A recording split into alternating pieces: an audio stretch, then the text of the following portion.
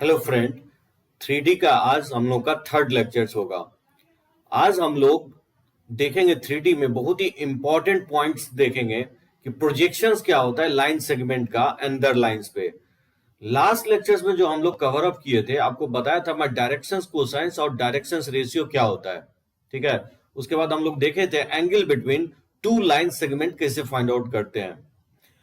Previous lectures का कुछ और क्वेश्चन हम लेंगे और आगे का लेक्चर्स हम लोग एक्सटेंड करते हैं। बहुत ही इजी है। 3D जो है ना, आप देखेंगे बहुत ही स्कोरिंग चैप्टर्स है और कोई भी फॉर्मूला बहुत ही कम फॉर्मूला होगा एकदम डिट्टो। अगर एक बार वेक्टर देख चुके हैं तो एज इट इज इसका थ्योरी एक्सटेंड होता है। जैसे ही हम प्रोजेक्शन की बात करेंगे तो डॉट प्रोडक्ट जरूर इन्वॉल्व होगा। ये प्रोजेक्शंस में वेक्टर में आपको डॉट प्रोडक्ट में बताया था। देखिए होता क्या है, फॉर्मूला पहले मैं बताता हूँ, उसके बाद मैं आपको वेक्टर से करेक्ट करके बताता हूँ। ठीक है ना। सो 3D जो है ना, मैक्सिमम कंसेप्ट वेक्टर का ही अप्लाई होगा। जैसे projections of a line segment on a line, जब भी आपको प्रोजेक्शंस फाइंड आउट करना हो तो dot product of two vector से आप इजीली फाइंड आउट कर सकते हो। जैसे मान लीजिए ए पॉइंट पी दिया गया x1 y1 z1 और पॉइंट q जो है x2 y2 z2 है। ठीक है, then the projections of line segment pq on a line having direction cosines l m n, वो जो होता है l into x2 minus x1 plus हो गया m into y2 minus y1 और plus n into z2 minus z1 का mod value होगा। ये तो हो गया फॉर्मूला। वेक्टर फॉर्म में फिर मैं आपको लिख दिया हूं कि जो प्रोजेक्शंस ऑफ किसी वेक्टर ए का ऑन अनदर वेक्टर बी अगर निकालना हो तो कैसे निकालते थे हम लोग, ए डॉट बी और जिस पे प्रोजेक्ट कर रहे हैं उस वेक्टर से क्या करना है, मैग्नीट्यूड से डिवाइड करना है। सो क्योंकि वेक्टर ए का प्रोजेक्शन वेक्टर बी पे निकालना है, इसलिए क्या करेंगे, A dot B upon B का मैग्नीट्यूड। तो बी अपॉन बी के मैग्नीट्यूड को ही हम लोग बी कैप लिख दिया, यूनिट वेक्टर ऑफ बी। ठीक है ना। तो ए वेक्टर डॉट बी कैप लिखेंगे अगर वेक्टर ए का प्रोजेक्शन बी पे निकालना हो। अगर मान लीजिए वेक्टर बी का प्रोजेक्शंस अगर ए पे फाइंड आउट करना हो तो फिर क्या करेंगे, A dot B upon magnitude of A हो जाएगा, ए के मैग्नीट्यूड से डिवाइड कर देंगे। तो देखिए इसका प्रूफ हम लोग कैसे करते हैं। इसका मैं प्रूफ कर रहा हूं क्योंकि ये जो है फॉर्मूला इसी से आया है, ये वेक्टर्स के फॉर्मूले से आया है। इसके प्रूफ में देखेंगे, मान लीजिए एक लाइन सेगमेंट है, जैसे ये पी हो गया आपको x1 y1 z1, ठीक है, और ये पॉइंट क्यू हो गया x2 y2 z2, ये गिवन है। इसका प्रोजेक्शंस निकालना है एक अनदर लाइंस पे जिसका आप मान सकते हैं डायरेक्शंस कोसाइंस दिया गया एल एम एन, इसको लिख सकते हैं L I plus M J plus N K. ठीक है, यहां से अगर आप वेक्टर ए जिसको पी क्यू आप लिख सकते हैं, ये अगर फाइंड आउट करते हैं तो क्या होगा, क्यू के पोजीशन में से पी के पोजीशन को सब्ट्रैक्ट कर देंगे, ये होगा पी क्यू वेक्टर। तो क्यू के पोजीशन में से सब्ट्रैक्ट करेंगे तो क्या होगा, x2 माइनस x1 इंटू आई कैप, अब प्लस हो जाएगा y2 माइनस y1 इंटू जे कैप, अब प्लस हो जाएगा z2 माइनस z1 इंटू के कैप। ठीक है, तो ये हो गया आपका pq वेक्टर। और इसी pq का प्रोजेक्शंस अगर लेना है इस लाइन पे, ये प्रोजेक्शंस होगा, ये लेंथ होगा प्रोजेक्शंस, तो क्या लिखेंगे, projections of pq on vector B, ये क्या लिखेंगे, pq dot vector B upon vector B का मैग्नीट्यूड से क्या करेंगे हम लोग, डिवाइड कर देंगे। तो pq डॉट बी क्या होगा, इसका जब आप डॉट लेंगे तो ये इक्वल होगा, ये हो जाएगा l into x2 minus x1 plus हो जाएगा m into y2 minus y1, ठीक है, plus n into z2 minus z1। ठीक है, और अपॉन, अब इसका मैग्नीट्यूड b का मैग्नीट्यूड क्या होगा, b का मैग्नीट्यूड जो होगा आपको ये इक्वल होगा under root of L square plus M square plus N square के। और ये जानते हैं अगर ये डायरेक्शन कोसाइंस है तो इसका वैल्यू जो होता है 1 के इक्वल होता है। तो पता है डिनोमिनेटर में b का मैग्नीट्यूड 1 आ जाएगा, तो नहीं आ जाएगा इसी के इक्वल। और क्योंकि प्रोजेक्शंस लेंथ को डिनोट करता है तो इसलिए हम लोग मॉड वैल्यू ले लेंगे। ठीक है, जनरली हम लोग पॉजिटिव वैल्यू कंसीडर करते हैं। ये आपका प्रूफ हो गया। ठीक है, एक पॉइंट है जो कि आपको नोट करके याद रखना है, वो पॉइंट होगा आपका, काफी इंपॉर्टेंट पॉइंट होगा कि इफ r इंटू आर का magnitude into L comma R का मैग्नीट्यूड इंटू एम और r का मैग्नीट्यूड इंटू n, ये होगा are the projections of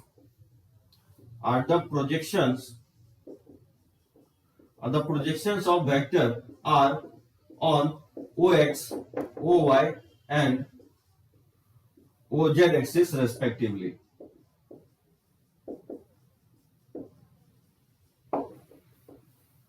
So magnitude of R into L, comma magnitude of R into M or magnitude of R into N are the projections of vector R or OX, OY and OZ axis respectively. जहां element क्या है, element जो है basically directions cosines है किसका, where L, M and N, where L, M, N are directions cosines, directions cosines of vector R. तो आप लिख सकते हैं वेक्टर R जो होगा R का मैग्नीट्यूड इंटू L आई कैप हो जाएगा, R का magnitude into M into J cap हो जाएगा और R का magnitude into M into K cap हो जाएगा. ठीक है ना. तो R का मैग्नीट्यूड अगर कॉमन ले लेते हैं Li प्लस MJ अब प्लस हो जाएगा NK कैप. तो जब भी आपको प्रोजेक्शंस है, प्रोजेक्शंस मतलब क्या होगा, बेसिकली एक तरह का कंपोनेंट हो गया प्रोजेक्शंस जो ना. जब भी R का मैग्नीट्यूड इंटू L लिख रहे हैं तो ये बेसिकली प्रोजेक्शंस हो गया एक्स एक्सिस पे, ये वाई एक्सिस पे होगा, ये जेड एक्सिस पे होगा. जहां L क्या है, L डायरेक्शंस कोसाइंस है, एक्स एक्सिस, वाई एक्सिस और Z axis, L M N. ठीक है. ये फॉर्मूला जो है ना यूज करेंगे हम लोग कहीं ना कहीं, तो ये मेमोराइज रखना. अब देखिए इस पे मैं कुछ क्वेश्चंस लिया हूं, इसको हम लोग करते हैं. सबसे पहले मैं एक ले लेता हूं.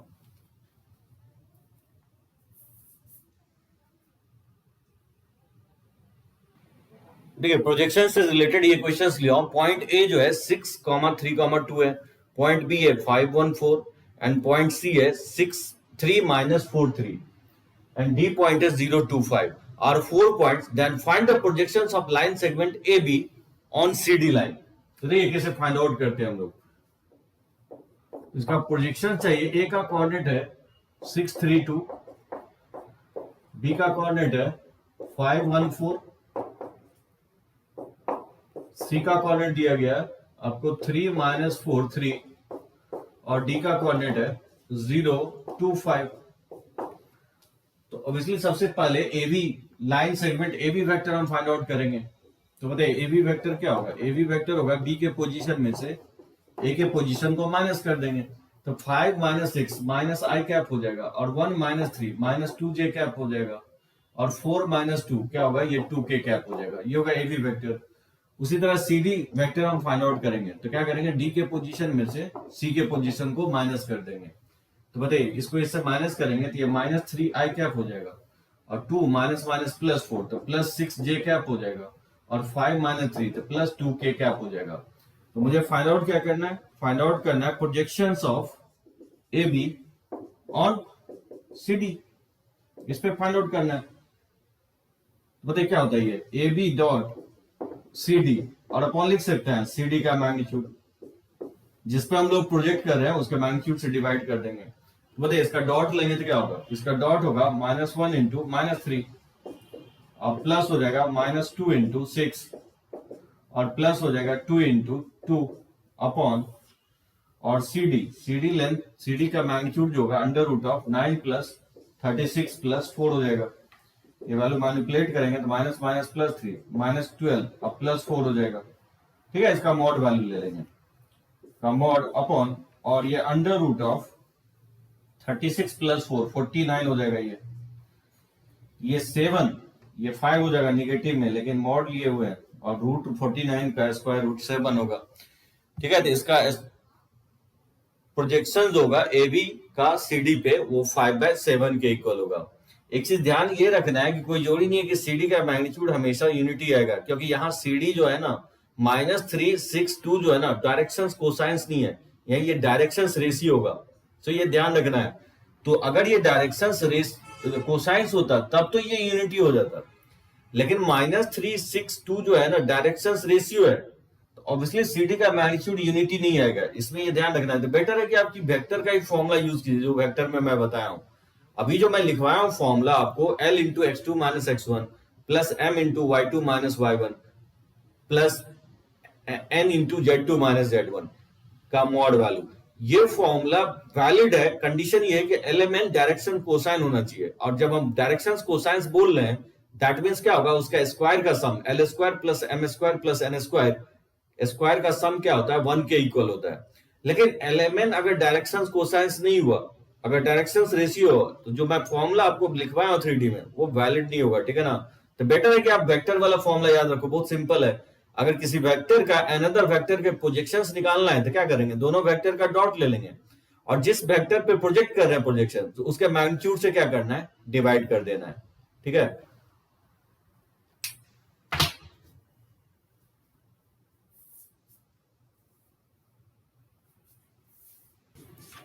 चलिए देखते हैं एक और क्वेश्चन, जैसे projections of a directed line segment on a coordinate axis are -2 -3 -6, तो find its length and directions cosines, ठीक है। ये मुझे फाइंड आउट करना है, काफी इंपॉर्टेंट होगा ये क्वेश्चंस। अगर मान लीजिए जो लिखवाया हूं आपको एक्स एक्सिस वाई एक्सिस और जेड एक्सिस पे किसी वेक्टर का डायरेक्शंस कोसाइंस अगर आप मेमोराइज रखते हैं या याद है, तो ये क्वेश्चंस आप बहुत इजीली बना सकते हैं। अगर नहीं याद है तो बहुत डिफिकल्ट होगा, ठीक है ना।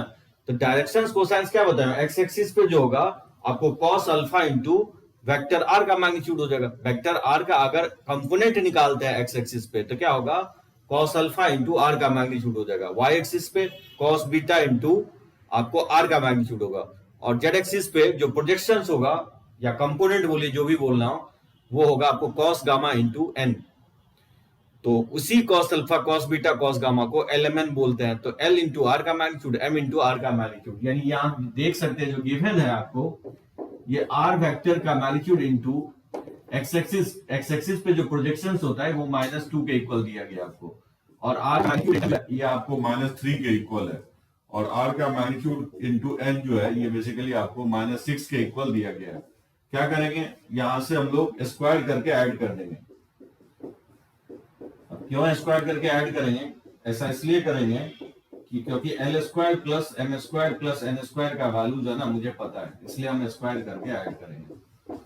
तो बताइए इसको स्क्वायर करेंगे तो क्या होगा, 4 + 9 + 36, और ऐड कर देंगे। यहां से आर के मैग्नीट्यूड का स्क्वायर कॉमन ले लेंगे, ये हो जाएगा L square plus M square plus N square, ठीक है। ये इक्वल हो जाएगा 49 के इक्वल हो जाएगा, और जानते हैं ये वैल्यू 1 के इक्वल होता है, तो आर के मैग्नीट्यूड का स्क्वायर 49 हो जाएगा, और आर का मैग्नीट्यूड क्या होगा, ये आपको 7 के इक्वल होगा। अब यहां से आप फाइंड आउट कर सकते हैं एल का वैल्यू। एल का वैल्यू क्या होगा, -2 अपॉन आर का मैग्नीट्यूड हो जाएगा, और आर का मैग्नीट्यूड हम निकाल चुके हैं, ये 2/7 हो जाएगा। उसी तरह से यहां से एम का वैल्यू हो जाएगा -3/7, और एन का वैल्यू हो जाएगा -6/7। देख सकते हैं कितना इजीली फाइंड आउट कर लिया। लेंथ फाइंड आउट करना था, इसका लेंथ क्या होगा 7 यूनिट हो जाएगा, एंड डायरेक्शन कोसाइन, तो इसका डायरेक्शन कोसाइन हो जाएगा -2/7 -3/7 एंड -6/7 के इक्वल होगा, ठीक है। तो चलिए हम लेते हैं कुछ और क्वेश्चन।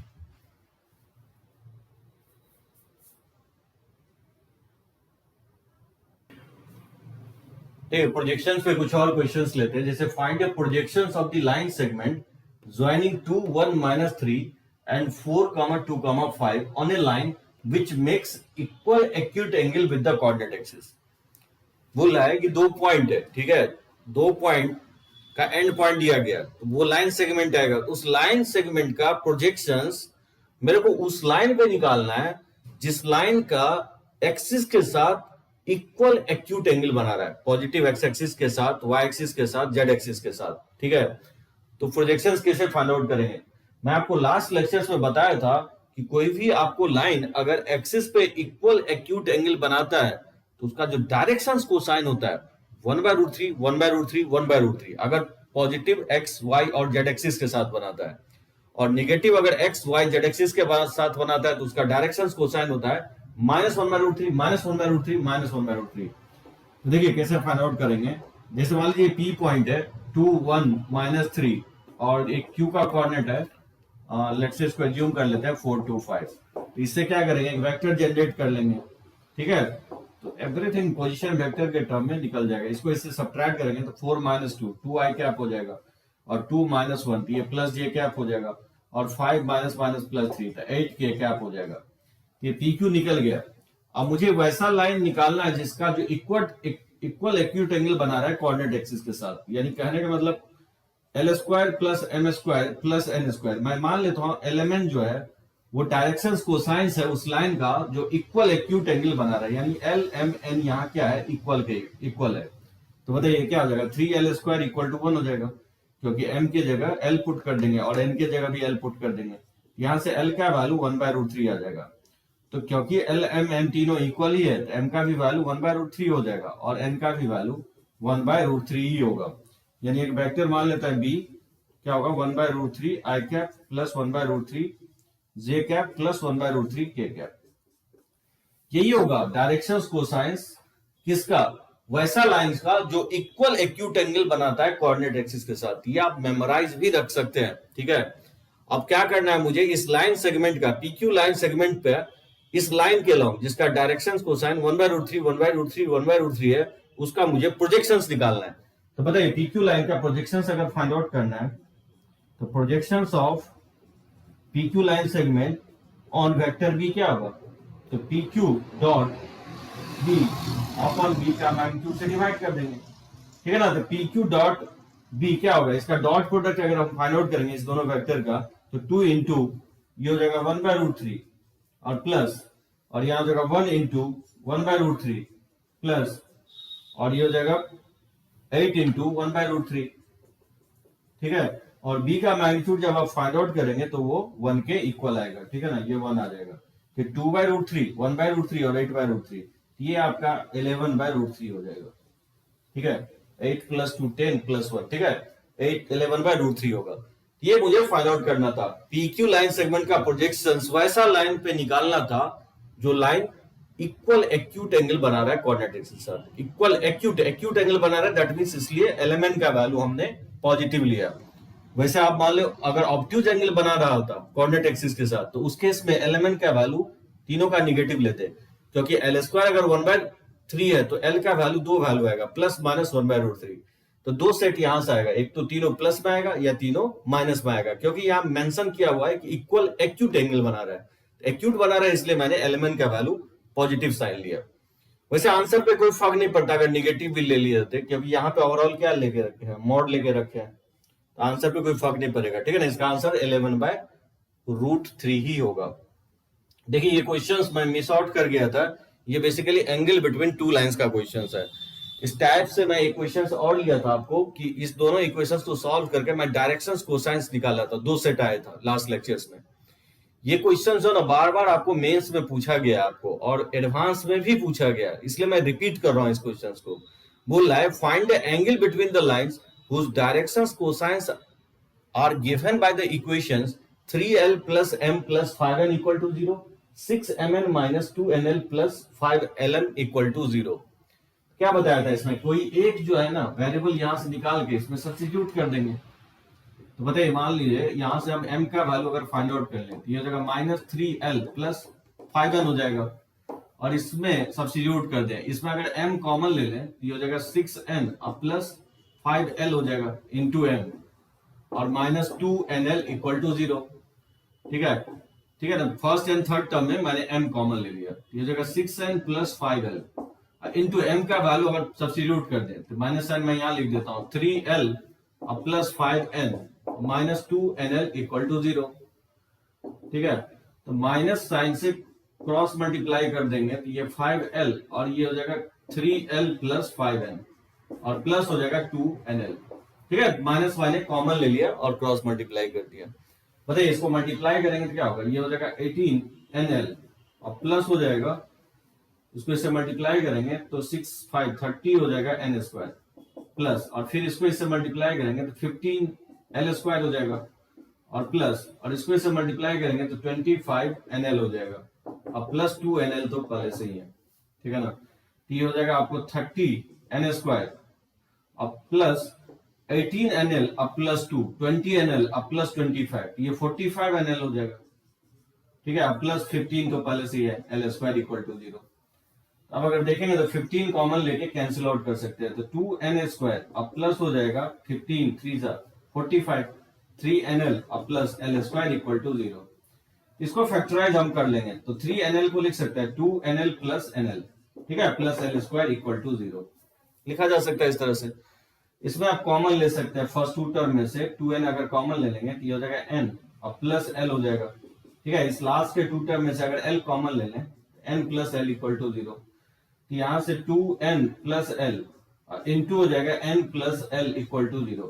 यहां से l या m का वैल्यू निकाल लेंगे। मान लीजिए मैं l का ही वैल्यू निकाल लूं तो -2n और -n हो जाएगा। तो मेथड ये है कि जब भी आपको दो इक्वेशंस दे तो किसी एक वेरिएबल को एलिमिनेट कर देंगे, ठीक है ना, और फिर दो वेरिएबल में आएगा रिलेशंस, तो उसको फैक्टराइज करके किसी एक वेरिएबल को अनदर वेरिएबल के टर्म में एक्सप्रेस कर देंगे। तो l का दो वैल्यू आ रहा है -2n और -n। अब देखिए कैसे हम लोग फाइंड आउट करते हैं।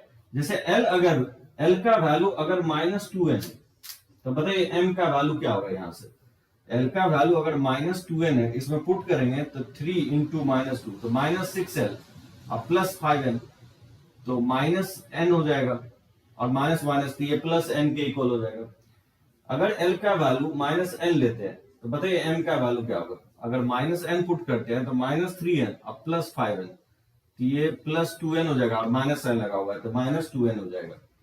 यानी कहना ये चाह रहा हूं कि एलिमेंट का दो सेट आएगा आपको, l m और जो n आएगा वो दो सेट आएगा।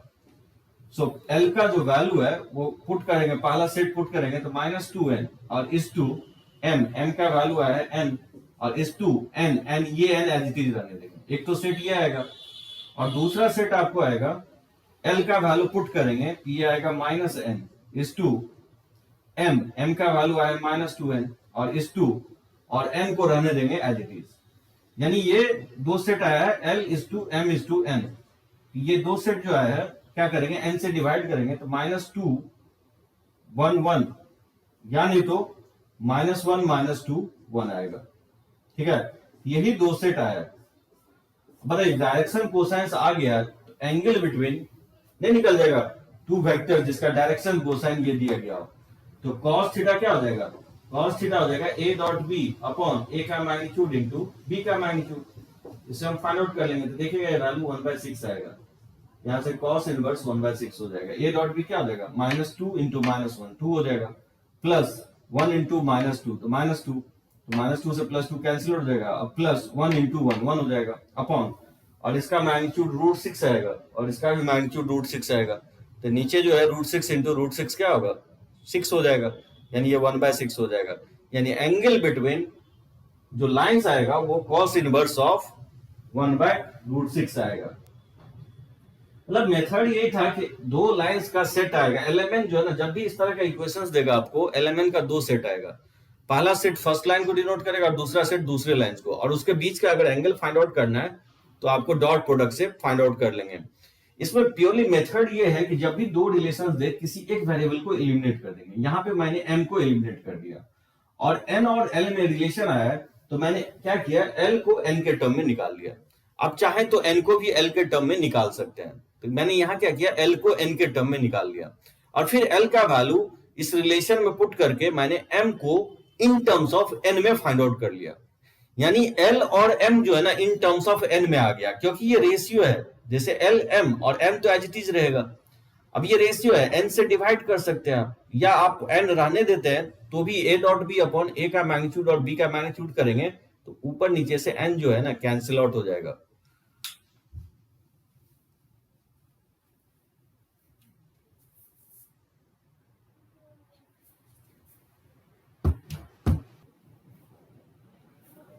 चलिए हम लोग स्टार्ट करते हैं। हम लोग इक्वेशंस ऑफ प्लेन, काफी इंपॉर्टेंट होगा। यहां से आप देखेंगे 3D का एप्लीकेशंस। जनरली हम लोग 2D में जो है ना बहुत कलेक्शंस ऑफ पॉइंट को जब हम ज्वाइन किए थे तो लाइन का फॉर्मेशन हुआ था। तो आप बोल सकते हैं लाइन का फॉर्मेशन इनफाइनाइट पॉइंट को जो है ना ज्वाइन करेंगे तो एक लाइन फॉर्म करेगा। और बहुत सारे लाइंस को अगर आप ड्रॉ करते हैं पैरेलल लाइंस को, तो उससे जो है ना प्लेन का फॉर्मेशन होता है। तो प्लेन को हम लोग कैसे डिफाइन करेंगे, व्हाट इज प्लेन, प्लेन का डिफिनीशन क्या होगा। प्लेन का डिफिनीशन आप ये बोल सकते हैं कि कोई भी दो पॉइंट अगर ज्वाइन करते हैं, अगर वो कंप्लीटली लाई करता है किसी प्लेन में, तो वही क्या होगा, प्लेन का डिफिनीशन होगा। यानी आप बोल सकते हैं if a line joining any two points on a surface lies completely on it then the surface is a plane. ठीक है, सो प्लेन का डिफिनीशन ये होगा कि कोई भी दो पॉइंट को ज्वाइन करते हैं और वो किसी एक ही सरफेस पे लाई करता है तो उसी को हम लोग प्लेन का प्लेन बोलते हैं। देखिए वेक्टर में जनरली मैं प्लेन नहीं बताया था, यहाँ पे मैं आपको पहले वेक्टर इक्वेशंस बताता हूँ प्लेन का। जनरली प्लेन का इक्वेशन हम लोग पोजीशन वेक्टर के टर्म में निकालते हैं। देखिए वेक्टर फॉर्म क्या होता है प्लेन का equation, the equation of plane passing through the point having position vector A and the normal vector N. Plane का इक्वेशंस लिखवाने से पहले मैं बताना ये चाहूंगा, जैसे लाइन का इक्वेशंस जब हम लोग निकालते थे कोऑर्डिनेट ज्योमेट्रीज में, तो क्या इंफॉर्मेशन की जरूरत होती थी। लाइन का इक्वेशंस निकालने के लिए अगर मुझे उस लाइन पे 2 पॉइंट अगर पता हो तो लाइन का इक्वेशन लिख लेते थे, यानी तो एक पॉइंट और स्लोप अगर पता हो तो भी हम लाइन का इक्वेशंस लिखते थे। तो लाइन के इक्वेशंस में या तो 2 पॉइंट यानी तो स्लोप और एक पॉइंट अगर पता रहता था तो लाइन का इक्वेशंस लिख लेते थे। अब क्वेश्चन से अराइज होता है कि प्लेन का इक्वेशंस लिखने के लिए क्या इंफॉर्मेशन की जरूरत है। देखिए प्लेन के इक्वेशंस लिखने के लिए मुझे 2 ही इंफॉर्मेशन की जरूरत है। कहीं ना कहीं अगर और एक्स्ट्रा इंफॉर्मेशन दिया गया तो समव्हाट हम लोग उसी पे अराइव करते हैं, उसी इंफॉर्मेशन पे आते हैं। और वो 2 इंफॉर्मेशन क्या होगा, प्लेन पे एक पॉइंट पता होना चाहिए, ठीक है, प्लेन पे कोई एक पॉइंट पता होना चाहिए, और दूसरा प्लेन के नॉर्मल वेक्टर पता होना चाहिए। नॉर्मल टू द प्लेन मुझे अगर वेक्टर पता हो तो हम लोग प्लेन का इक्वेशंस लिख सकते हैं। कम ऑन, मैंने क्या बताया, प्लेन का इक्वेशंस लिखने के लिए 2 चीजें मुझे पता होना चाहिए। जैसे मान लीजिए कोई प्लेन का इक्वेशंस मुझे फाइंड आउट करना है, और देखिए जैसे ये प्लेन का इक्वेशंस मुझे फाइंड आउट करना है, प्लेन के लिए 2 इंफॉर्मेशन चाहिए, एक तो इस पे पॉइंट चाहिए और एक नॉर्मल वेक्टर चाहिए। अगर 2 इंफॉर्मेशन पता हो तो प्लेन का इक्वेशन आप लिख सकते हैं। अब क्वेश्चन से अराइज होता है कि क्या एक पॉइंट दिया रहे और नॉर्मल वेक्टर दिया रहे तो क्या ये प्लेन फिक्स हो जाएगा। देखिए कैसे फिक्स होगा, अगर मान लीजिए इस पे अगर कोई नॉर्मल वेक्टर दे दे, जैसे इस तरह का नॉर्मल वेक्टर दे दे, तो इस नॉर्मल वेक्टर के अलोंग प्लेन को आप इस तरह से मूव करवा सकते हैं, ठीक है, प्लेन को आगे पीछे कर सकते हैं, तो इसका नॉर्मल वेक्टर चेंज नहीं होगा, ठीक है ना। नॉर्मल वेक्टर अगर गिवन हो तो इस प्लेन का नॉर्मल वेक्टर चेंज नहीं हो रहा है।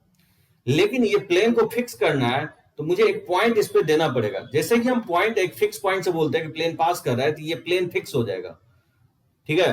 अगर मान लीजिए नॉर्मल वेक्टर नहीं दे, सिर्फ अगर पॉइंट दे, तो फिर ये एक पॉइंट के अबाउट जो है ना प्लेन रोटेट करेगा, तो ये प्लेन फिक्स नहीं होगा, तो एक पॉइंट से काम नहीं चलेगा। मतलब जैसे लाइन का इक्वेशंस लिखने के लिए हमको 2 पॉइंट दिया जा रहा था, तो प्लेन का इक्वेशंस लिखने के लिए मुझे 3 पॉइंट की जरूरत होती, लेकिन वो तीनों पॉइंट कोलिनियर नहीं होना चाहिए, नॉन कोलिनियर पॉइंट होना चाहिए।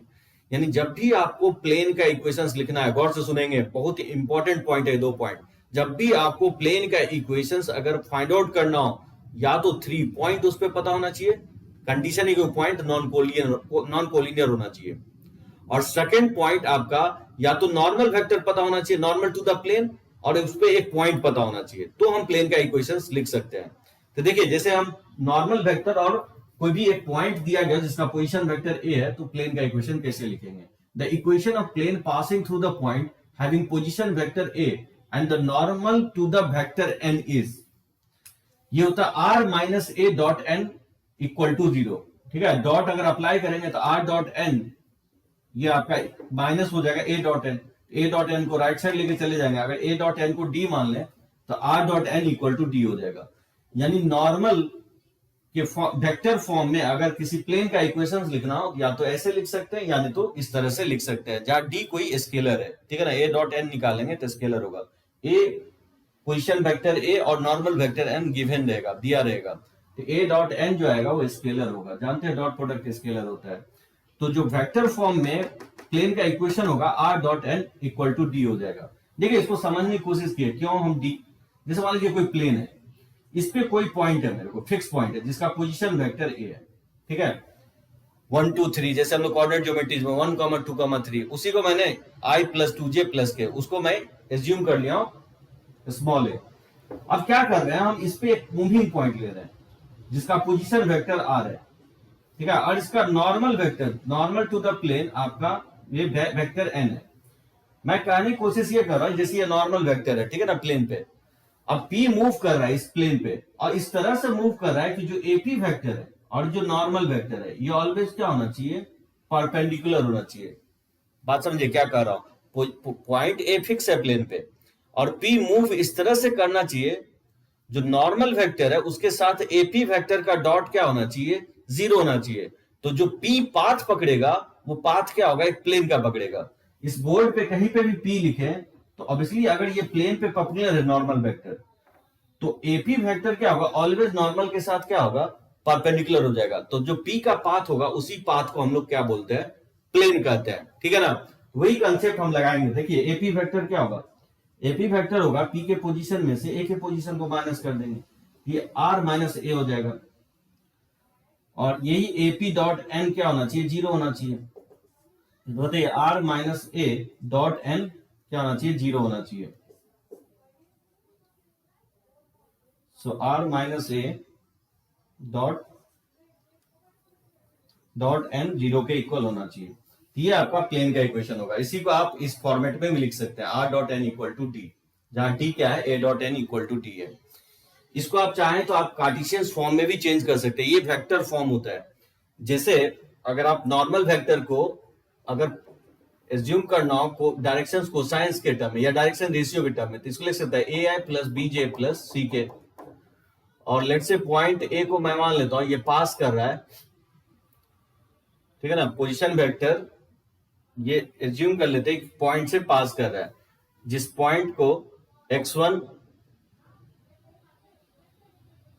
आई प्लस y1 जे अब प्लस z1 के, ठीक है ना। या आप ये एज्यूम कर सकते हैं जो पोजीशन वेक्टर r है उसका कोऑर्डिनेट है xi plus yj plus z के, ठीक है ना। ये x y z है जो मूविंग पॉइंट है, ठीक है ना। तो यहां से क्या बोल रहा हूं कि r dot N equal to D होता है प्लेन का इक्वेशन। तो बताइए क्या होगा, r डॉट एन करेंगे तो क्या होगा, a x plus B Y plus C Z equal to D हो जाएगा। ये होगा आपका कार्टेशियन फॉर्म में प्लेन का इक्वेशंस। यहां गौर करेंगे एबीसी जो है ना बेसिकली डायरेक्शंस रेशियो है नॉर्मल वेक्टर का टू द प्लेन। जो प्लेन होगा उसका जो नॉर्मल वेक्टर होगा या तो इनवर्ड या आउटवर्ड, उसका जो डायरेक्शंस रेशियो होगा वो एबीसी है, ठीक है ना। तो ध्यान रखना है जो कॉफिशिएंट एक्स वाई जेड के कॉफिशिएंट में जाता है उसी को हम लोग बोलते हैं डायरेक्शंस रेशियो, किसका, normal to the plane.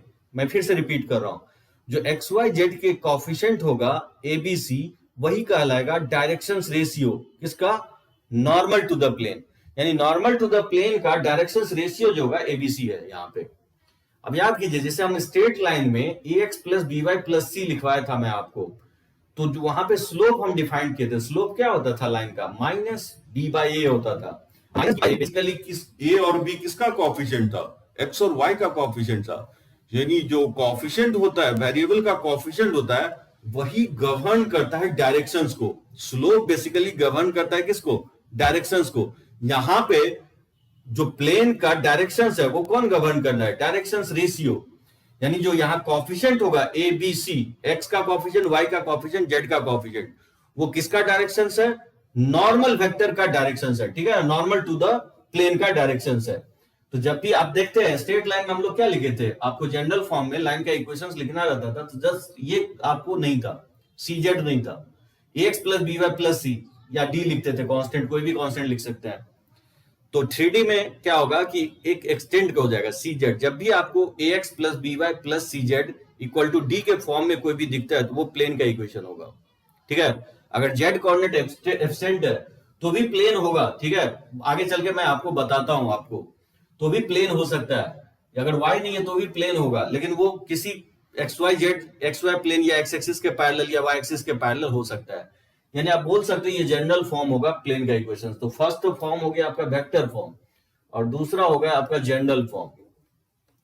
General form जो होता है प्लेन का ये होता है आपका A x plus B Y plus C Z plus D equal to zero. अब डी राइट लिखिए या लेफ्ट, उससे कोई फर्क नहीं पड़ता है, कोई कांस्टेंट है, ठीक है ना, कोई कांस्टेंट लेफ्ट जनरली हम लोग स्टैंडर्ड फॉर्म में लिखते हैं, तो कांस्टेंट को जनरली लेफ्ट साइड ही लिखते हैं, ठीक है ना। तो ए x plus B Y plus C Z plus D equal to zero, ये प्लेन का इक्वेशन कहलाएगा, ठीक है, जनरल फॉर्म में। जहां एबीसी क्या है, where A B C are directions ratio है, directions ratio of normal to the plane, of normal to the plane, ठीक है। ये आपका सेकेंड फॉर्म हो गया जनरल फॉर्म। बहुत सारे फॉर्म है, जैसे हम लोग स्ट्रेट लाइन में लगभग 7 to 8 फॉर्म देखे हैं, उसी तरह से प्लेन का भी इक्वेशंस क्या होगा, 6 to 7 फॉर्म्स है।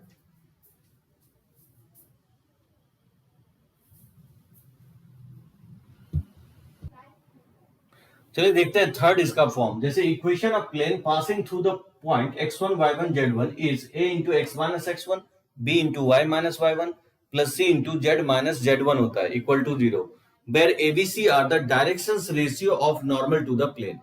अगर मान लीजिए कोई पॉइंट एक दिया गया हो और बोले कि प्लेन का इक्वेशंस लिखो, तो आप ये लिखेंगे, ठीक है, जहां एबीसी क्या होगा, डायरेक्शंस रेशियो होगा नॉर्मल टू द प्लेन। देखिए जैसे मैं वेक्टर फॉर्म आपको प्रूफ किया, वेक्टर फॉर्म से मैंने जनरल फॉर्म प्रूफ किया। अब देखिए जनरल फॉर्म से ही मैं इसको अप्रूव कर देता हूं, ये कैसे आया। प्रूफ भी इंपॉर्टेंट है, अगर फर्स्ट टाइम देख रहे हैं तो जानना भी जरूरी है कि आया कैसे। जैसे मान लेता हूं प्लेन का इक्वेशन, ये एज्यूम कर लेते हैं ये कोई प्लेन है, ठीक है, और ऑब्वियसली ये पास कर रहे हैं कहां से, x1 y1 z1 से पास कर रहे हैं, तो क्या करेंगे, इस प्लेन को सेटिस्फाई करेगा a x1 plus b y1 plus c z1 plus d equal to 0।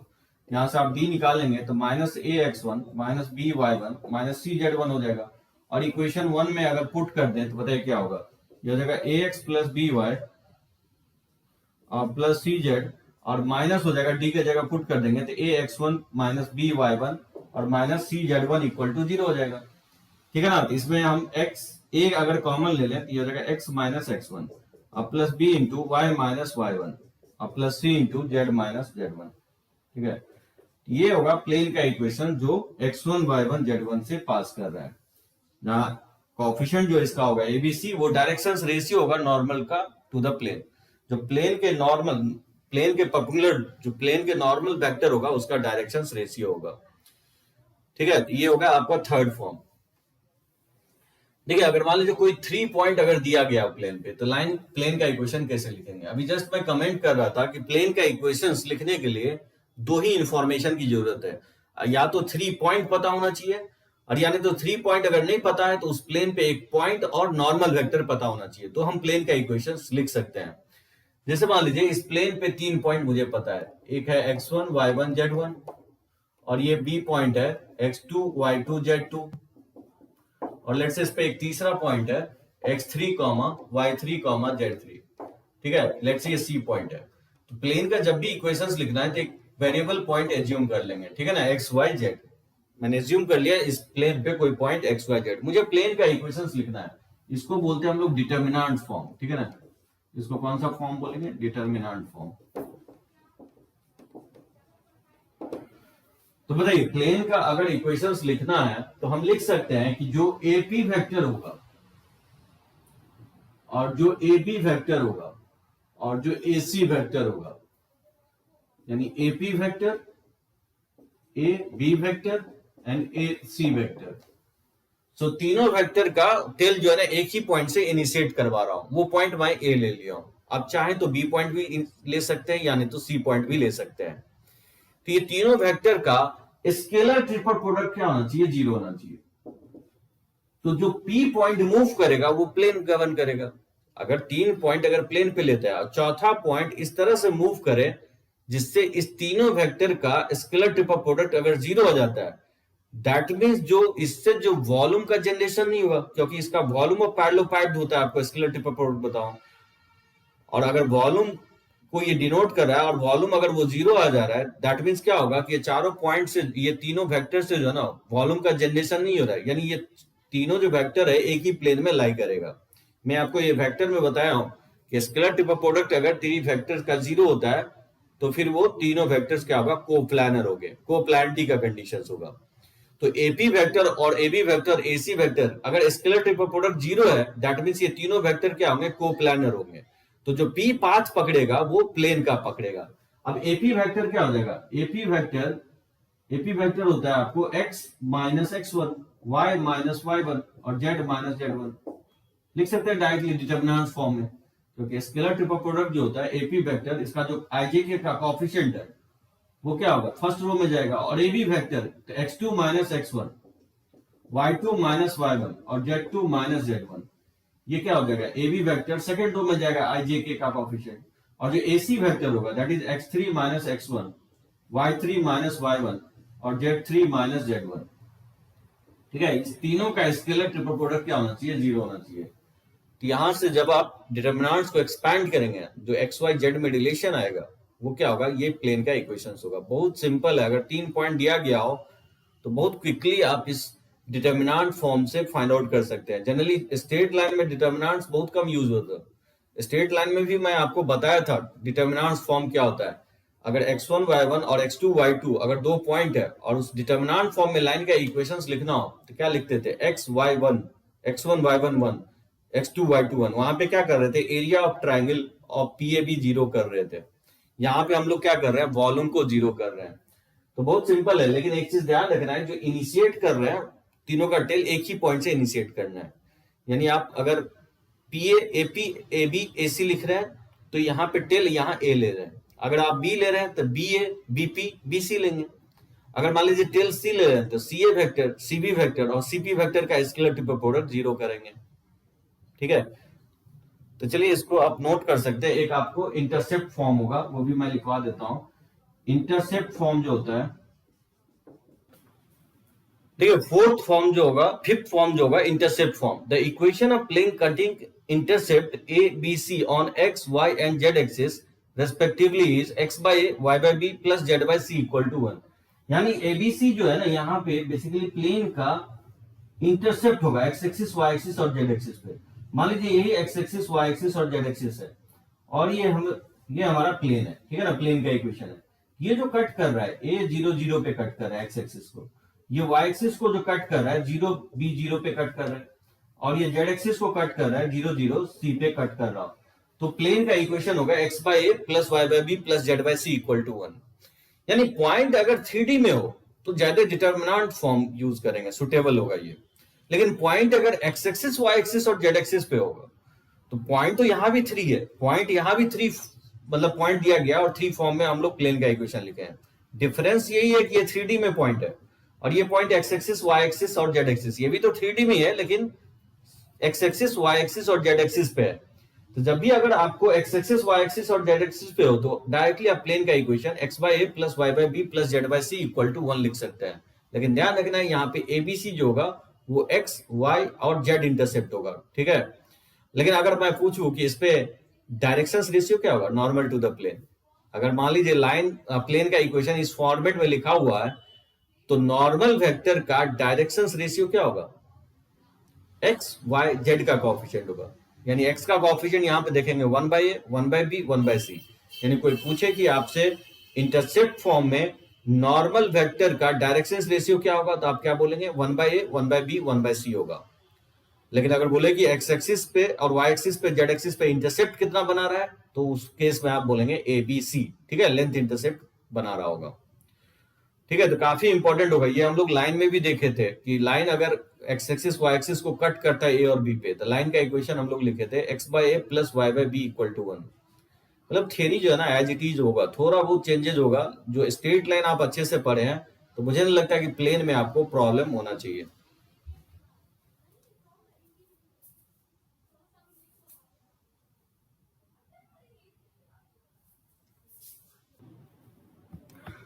अब देखिए जो 6th फॉर्म होगा प्लेन का इक्वेशन जिसको हम लोग नॉर्मल फॉर्म बोलते हैं, ठीक है, परपेंडिकुलर फॉर्म। हम लोग स्ट्रेट लाइन में भी इस फॉर्म को देखे थे, ठीक है।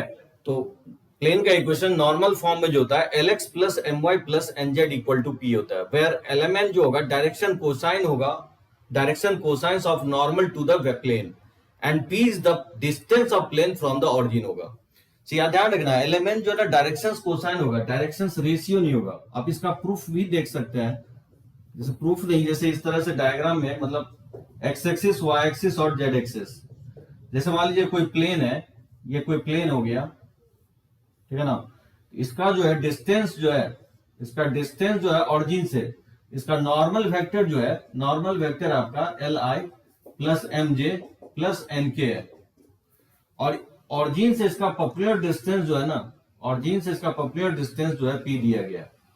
तो प्लेन का इक्वेशन जो होगा, इसको मैं प्रूफ कर रहा हूं, इसका प्लेन का इक्वेशन होगा आपको LX plus MY plus NZ equal to P हो जाएगा।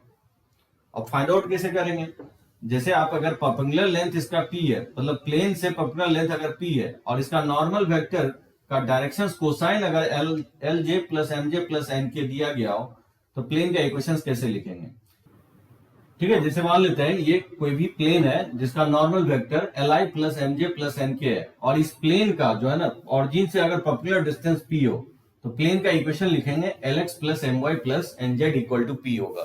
ठीक है, ये हम लोग आपको स्ट्रेट लाइन में भी हम लोग देखे थे, नॉर्मल वेक्टर्स। ठीक है, Lx plus My plus NZ equal to P होता है। जैसे ट्रांसफॉर्म कैसे करेंगे, एक जनरल इक्वेशंस को अगर ट्रांसफॉर्म करना है नॉर्मल फॉर्म में तो कैसे फॉर्म चेंज करेंगे, ax plus by plus cz अब प्लस d इक्वल टू 0, ये मैं आपको बता चुका हूं, जनरल फॉर्म होता है प्लेन का। तो क्या करेंगे, ax प्लस by अब plus cz equal to minus D कर देंगे। ठीक है, यहाँ पे एबीसी क्या होगा, डायरेक्शंस रेशियो होगा नॉर्मल वेक्टर का। इसमें मेथड ये होता है कि डी को अगर डी पॉजिटिव है तो माइनस से मल्टीप्लाई कर देंगे। और बोलेंगे क्यों माइनस से मल्टीप्लाई करेंगे, क्योंकि राइट हैंड साइड डिस्टेंस को डिनोट कर रहा है, इसलिए राइट हैंड साइड को क्या करेंगे, पॉजिटिव बना लेंगे। अगर डी पॉजिटिव है तो माइनस से मल्टीप्लाई कर देंगे, अगर डी निगेटिव होगा तो फिर ये ऑलरेडी पॉजिटिव होगा माइनस डी। ठीक है ना, तो पहला स्टेप होगा कि कांस्टेंट को राइट साइड ले जा करके और फिर जो राइट हैंड साइड होगा उसको पॉजिटिव कर लेंगे, और फिर इसमें क्या करेंगे, दोनों साइड डिवाइड कर देंगे। तो divide by under root of A square plus B square plus C square, इससे आप डिवाइड कर देंगे, क्या होगा, minus A upon under root of A square plus B square plus C square into X हो जाएगा, minus B upon under root of A square plus B square plus C square into Y हो जाएगा, और minus C upon under root of A square plus B square plus C square into z हो जाएगा, और equal to d upon under root of A square plus B square plus C square. So मैंने क्या किया, under root of A square plus B square plus C square के हर एक term में लेफ्ट हैंड साइड और right hand side divide कर दिए। और याद कीजिए यही इसी को मैं एल बोला था, और ये क्या होता है, एम होता है, और ये एन हो जाएगा, ये होगा डायरेक्शंस रेशियो, और इसी को हम लोग पी बोलते हैं। ठीक है, जो एल था ये minus A upon under root of A square plus B square plus C square होगा, ये एम का वैल्यू होगा और ये एन का वैल्यू होगा। और जो राइट हैंड साइड लिखा हूं D upon under root of A square plus B square C square, ये ऑरिजिन से क्या होगा, डिस्टेंस कहलाएगा। जहां डी क्या होगा, ऑरिजिन से इसका डिस्टेंस कहलाएगा ये वैल्यू। ये कन्वर्ट हो गया नॉर्मल फॉर्म में। यानी अगर वेक्टर के फॉर्म अगर इसको लिखना हो तो वेक्टर फॉर्म में क्या होगा, नॉर्मल फॉर्म को अगर वेक्टर के फॉर्म में लिखना हो तो आप जैसे r dot n equal to D लिखते थे हम लोग वेक्टर के फॉर्म में, r dot n cap equal to D, जहां n क्या था, नॉर्मल वेक्टर था। इसमें दोनों साइड क्या करेंगे, n के मैग्नीट्यूड से डिवाइड कर देंगे, डिवाइड बाय n के मैग्नीट्यूड। बेसिकली ये क्या है, ये जो हम डिवाइड किए हैं ये बेसिकली n का मैग्नीट्यूड ही है, ये n का मैग्नीट्यूड से ही हम लोग डिवाइड किए हैं। ठीक है ना, सो ये n के मैग्नीट्यूड से डिवाइड करेंगे तो क्या होगा, r dot n upon n का मैग्नीट्यूड इक्वल टू हो जाएगा d अपॉन n का मैग्नीट्यूड, और इसी को क्या लिखेंगे, r डॉट n कैप हो जाएगा, n अपॉन n का मैग्नीट्यूड को लिख सकते हैं n कैप, और इक्वल टू इसी को p लिखा जाता है। ठीक है, ये p क्या होगा, ये आपका d अपॉन n का मैग्नीट्यूड हो जाएगा। ये कहलाएगा पॉपुलर डिस्टेंस किसी प्लेन का ऑरिजिन से, d अपॉन n का मैग्नीट्यूड, d अपॉन n का मैग्नीट्यूड ये p के इक्वल होगा। तो ये आपका वेक्टर फॉर्म में हो गया, और ये आपका कार्टेशियन फॉर्म में हो गया। ठीक है, अगर किसी इक्वेशंस को, प्लेन के जनरल इक्वेशंस को अगर चेंज करना हो आपको नॉर्मल के फॉर्म में, इस तरह से चेंज करते हैं जैसे आपको स्ट्रेट लाइन में मैं आपको बता चुका हूं। ठीक है, Lx plus My plus Nz, यानी कहना ये चाह रहा हूं कि एक्स वाई जेड के कोएफिशिएंट को अगर आप डायरेक्शंस कोसाइन के टर्म में एक्सप्रेस कर देते हैं तो जो राइट हैंड साइड आएगा वो डिनोट करेगा प्लेन का ऑरिजिन से डिस्टेंस, पर्टिकुलर डिस्टेंस को डिनोट करेगा।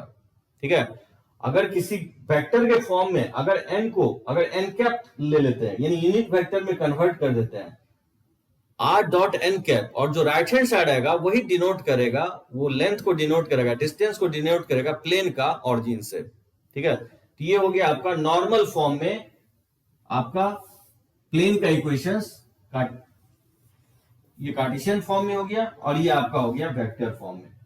ये दोनों फॉर्म इंपॉर्टेंट होगा। ये फॉर्म चेंज करने से खासियत ये है कि आपको अगर मान लीजिए प्लेन से ऑरिजिन का डिस्टेंस निकालना हो, वैसे तो मैं फॉर्मूला बताऊंगा ही, जैसे हम लोग लाइन से पॉइंट का फॉर्मूला पढ़े हैं उसी तरह से जो है ना, जैसे लाइन का पॉइंट से फॉर्मूला क्या पढ़े हैं, पॉइंट को लाइन में सेटिस्फाई करवाते हैं का mod value upon under root of coefficient of x का square plus coefficient of y का स्क्वायर। उसी तरह से मान लीजिए अगर प्लेन का ऑरिजिन से डिस्टेंस निकालना हो तो कैसे निकालेंगे, ऑरिजिन को इसमें सेटिस्फाई करवाएंगे तो क्या होगा, 0 0 0 हो जाएगा। तो p का mod upon under root of l square plus m square plus n square किसके इक्वल हो जाएगा, 1 के इक्वल हो जाएगा। तो वो किसके इक्वल आ रहा है, p के इक्वल। यानी ऑरिजिन से जो डिस्टेंस आएगा प्लेन का वो पी के इक्वल आएगा। ठीक है, तो जब भी हम लोग, वैसे मैं फॉर्मूला बताऊंगा आपको प्लेन और पॉइंट से शॉर्टेस्ट डिस्टेंस क्या होगा, पॉपुलर डिस्टेंस कैसे हम लोग फाइंड आउट करते हैं। वैसे अभी आपको यह याद रखना है कि नॉर्मल फॉर्म जो होता है, आपको एलिमेंट अगर मान लीजिए अगर इस पे under root of A square plus B square plus C square से जनरल फॉर्म में अगर दोनों साइड डिवाइड कर देते हैं तो ये कन्वर्ट हो जाएगा नॉर्मल फॉर्म में। और जो कॉफिशिएंट आएगा एक्स वाई जेड का वो नॉर्मल वेक्टर्स का ही डायरेक्शंस कोसाइन होगा, डायरेक्शंस रेशियो नहीं होगा।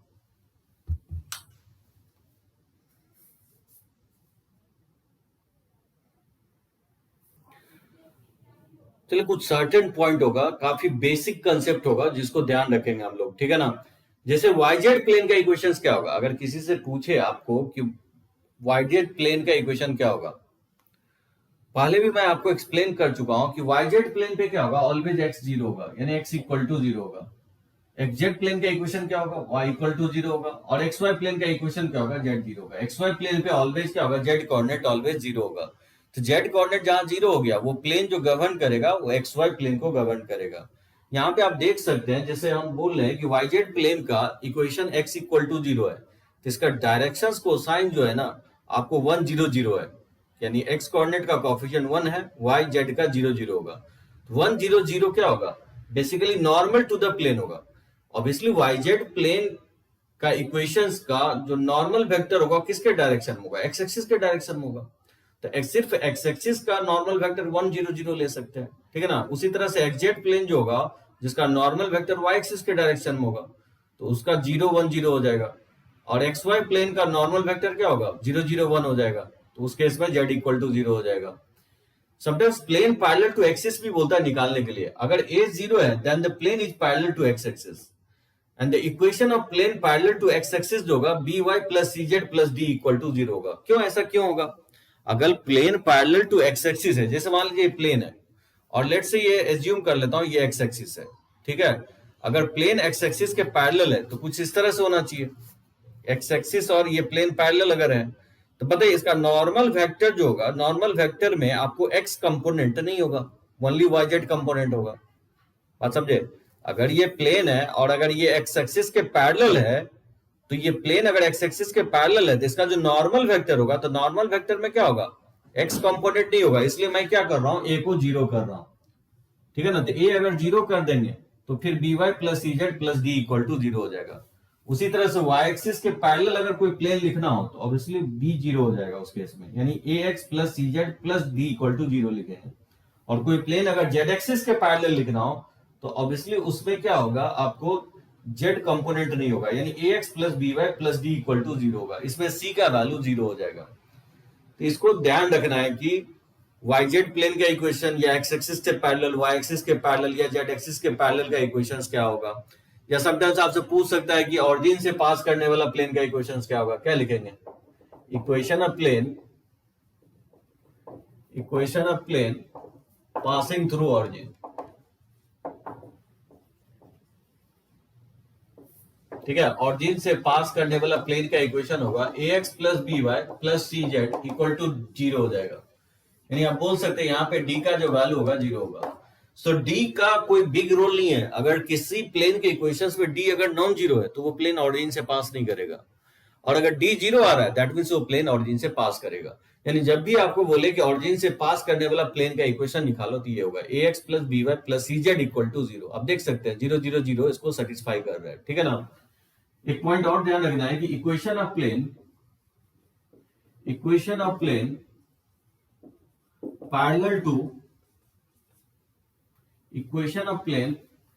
Parallel to the plane ax plus by plus cz plus d equal to 0, ठीक है, can be taken as ax plus by plus cz plus lambda equal to 0, जहां lambda कोई scalar, कोई भी value ले सकते हो, कोई भी वेरिएबल है। यानी कोई भी प्लेन अगर पैरेलल एज्यूम करना है गिवन प्लेन के, तो क्या करना है, डी को हटा करके लेमडा से कनेक्ट कर देना है। हम लोग स्ट्रेट लाइन में भी देख चुके हैं ये, यानी एक्स वाई जेड का कोएफिशिएंट चेंज नहीं होगा। यानी इस प्लेन का अगर पैरेलल, इसी के पैरेलल अगर कोई दूसरा प्लेन लेना है तो इसका जो नॉर्मल वेक्टर होगा इस प्लेन का भी नॉर्मल वेक्टर क्या होगा, वही रह जाएगा। अगर ये प्लेन पैरेलल है तो नॉर्मल वेक्टर दोनों का सेम रहेगा, ठीक है। इसलिए एक्स वाई जेड के कोएफिशिएंट को चेंज नहीं करेंगे, सिर्फ कांस्टेंट टर्म को चेंज कर देंगे। कांस्टेंट टर्म चेंज करने से क्या होगा कि प्लेन का पोजीशन चेंज होगा, लेकिन इस तरह से चेंज होगा जिसका नॉर्मल वेक्टर फिक्स रहेगा। आपको मान लीजिए ये नॉर्मल वेक्टर हो गया, इसी के आगे पीछे कर सकता है प्लेन, तो नॉर्मल वेक्टर चेंज होगा। तो ये सारे प्लेन जो है ना, ये प्लेन, ये प्लेन, ये प्लेन, ये सब प्लेन क्या हो गए, पैरेलल होगा गिवन प्लेन के। वैसे हम लोग ये स्ट्रेट लाइन पे भी कंसेप्ट देख सके हैं। अगर मान लो किसी लाइंस का इक्वेशन दिया गया हो ax plus B Y plus C equal to 0 और उसी लाइंस के पैरेलल कोई अनदर लाइन एज्यूम करना रहता था, तो कैसे एज्यूम करते थे, ax plus B Y plus lambda equal to 0, सिर्फ कांस्टेंट टर्म रिमूव करते थे, ठीक है। तो चलिए इस पे हम लोग क्वेश्चंस लेते हैं। ये आपका थ्योरी है प्लेन का इक्वेशंस वेरियस फॉर्म में।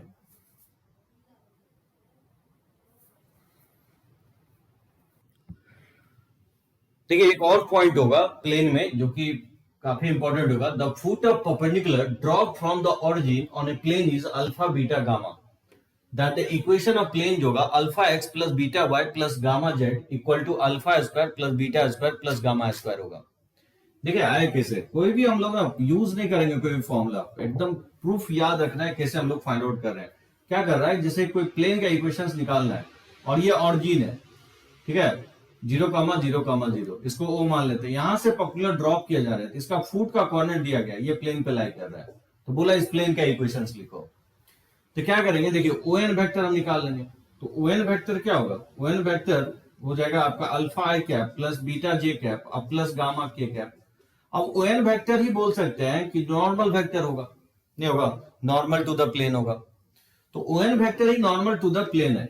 दैट मीन्स जो अल्फा बीटा गामा है ऐसे ही लिखेंगे ना, R dot N equal to हम लोग डी लिखेंगे, ये लिखेंगे।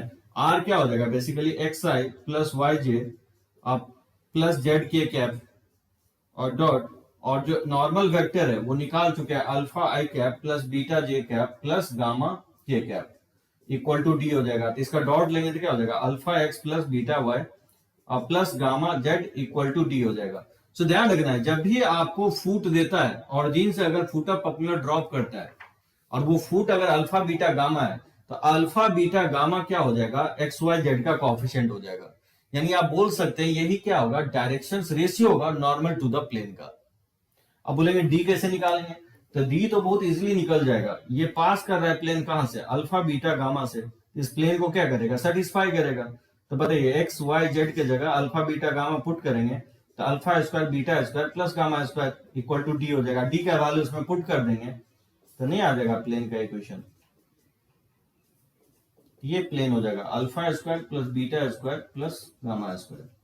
तो जब भी आपको ऑरिजिन से अगर फुट का कोऑर्डिनेट दिया गया हो तो प्लेन का इक्वेशन ये होगा। ये फॉर्मूला मेमोराइज नहीं रखेंगे, एक प्रोसेस याद रखेंगे। मैं बार बार बता रहा हूं, जब भी हम प्लेन का इक्वेशंस लिखेंगे तो मुझे या तो नॉर्मल वेक्टर और एक पॉइंट चाहिए, या नहीं तो 3 पॉइंट चाहिए। 2 इंफॉर्मेशन में से कोई भी एक इंफॉर्मेशन पता हो, या तो पॉइंट और नॉर्मल वेक्टर, या नहीं तो 3 पॉइंट, तो हम प्लेन का इक्वेशन बहुत इजीली लिख सकते हैं। तो यहां से ऑरिजिन से फुट ऑफ पर्टिकुलर का कोऑर्डिनेट दिया गया, मतलब जो ओएन वेक्टर होगा वो बेसिकली नॉर्मल वेक्टर ही होगा। यानी अल्फा बीटा गामा क्या हो जाएगा, एक्स वाई जेड का कोएफिशिएंट हो जाएगा। और कांस्टेंट हम तो निकाल ही सकते हैं क्योंकि अल्फा बीटा गामा प्लेन पे ही लाई कर रहा है। जैसे मान लीजिए क्वेश्चन इसी टाइप का दिया, the foot of particular drop from the origin on a plane is 2 1 -3, find the equation of plane. कोई फॉर्मूला यूज नहीं करना है आपको, एक प्लेन आप डायग्राम ड्रॉ कीजिए। ये लेट से ऑरिजिन है 0 0 0, यहां से हम पर्टिकुलर ड्रॉप कर रहे हैं, ठीक है। एन का कोऑर्डिनेट दिया गया आपको 2 1 -3, तो जो ओएन वेक्टर होगा वो हो जाएगा 2 आई कैप और प्लस जे कैप और -3 के कैप। और ये जो कोएफिशिएंट है वही क्या होगा, एक्स वाई जेड का कोएफिशिएंट। प्लेन का इक्वेशन जो हम लोग लिखते हैं इसी तरह लिखते हैं ना, प्लस डी इक्वल टू 0। तो जो एबीसी होगा वो नॉर्मल वेक्टर ही होगा, नॉर्मल टू द प्लेन होगा। तो बेसिकली एक्स वाई का कोएफिशिएंट 2x अब प्लस 1 ये y हो जाएगा, और जेड का कोएफिशिएंट -3z अब प्लस डी इक्वल टू 0। और ये पास कर रहा है कहां से, 2 1 -3 से। इसको क्या करना है, सेटिस्फाई कर देना है। तो ये 4 और प्लस 1 और ये माइनस माइनस प्लस 9, यहां से डी का वैल्यू आ जाएगा -14 हो जाएगा, और ये इसमें सब्स्टिट्यूट कर देंगे, तो हो जाएगा 2x plus Y -3z -14 equal to 0, ठीक है ना। ये हो जाएगा आपका प्लेन का इक्वेशन। इक्वल टू डी करके भी आप निकालेंगे, देखिएगा आंसर ये आएगा। इससे कोई फर्क नहीं पड़ता है कि डी लेफ्ट लिखें या राइट लिखें, सो ओ एन वेक्टर ही नॉर्मल वेक्टर का डायरेक्शन होगा, इनवर्ड या आउटवर्ड, उससे कोई फर्क नहीं पड़ता इनवर्ड हो या आउटवर्ड, प्लेन के इक्वेशंस में कोई चेंजेस नहीं आएगा। चलिए इसको सब करते हैं।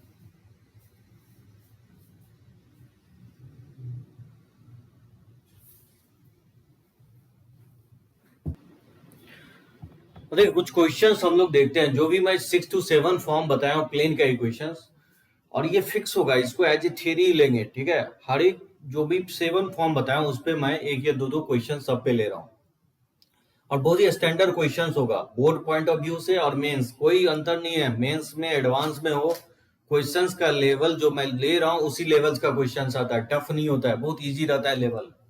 जैसे देखिए, so that the points A111, 0, -1, 0, C21, -1 and D330 are coplanar।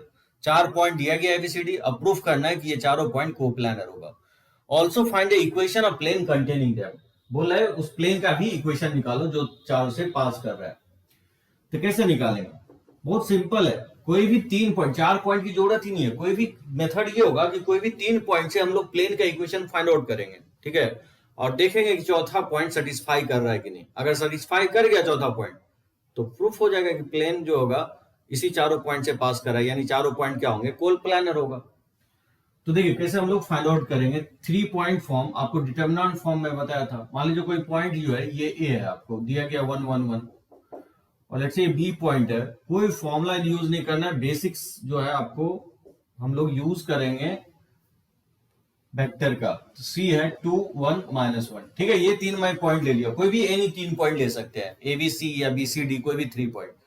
इस पे चौथा पॉइंट मैं पी वेरिएबल पॉइंट मान लेता हूं, एक्स वाई जेड।